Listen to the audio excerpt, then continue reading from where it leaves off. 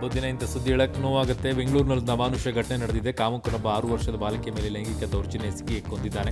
ಬಿಹಾರ ಮೂಲದ ಆರೋಪಿ ಅಂತ ಗೊತ್ತಾಗಿದೆ, ಅಭಿಷೇಕ್ ಅಂತ ಹೇಳಿ.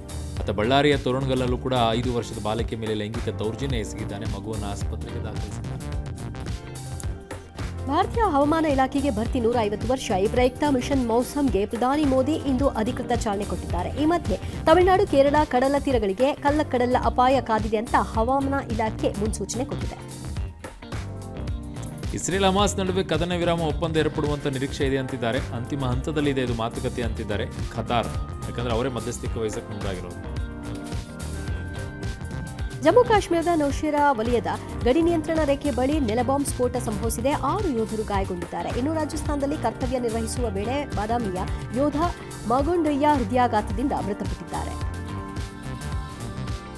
ಈ ಸೈಬರ್ ವಂಚಕರು ಯಾರ್ಯಾರ ಹೆಸರು ಬಿಡ್ತಾರೋ ಗೊತ್ತಿಲ್ಲಪ್ಪ. ಸಿಎಂ ಹೆಸರು ಬಳಕೆ ಮಾಡ್ಕೊಂಡಿದ್ದಾರಂತೆ. ಹೊಸ ವರ್ಷದ ಪ್ರಯುಕ್ತ ಸಿದ್ದರಾಮಯ್ಯನವರು ಎಲ್ರಿಗೂ 3 ತಿಂಗಳು ಉಚಿತ ಮೊಬೈಲ್ ರೀಚಾರ್ಜ್ ಅಂತ ಕೊಟ್ಟಿದ್ದಾರಂತೆ. ಗ್ಯಾರಂಟಿ ಕೊಟ್ಟಿದ್ದಾರಲ್ಲ, ಅದಕ್ಕೆ ಲಿಂಕ್ ಕ್ಲಿಕ್ ಮಾಡಿ ಅಂತ ಹೇಳಿ ಎಲ್ಲ ಕಡೆನೂ ಹರಿದಾಡ್ತಾ ಇದೆ ಅಂತ.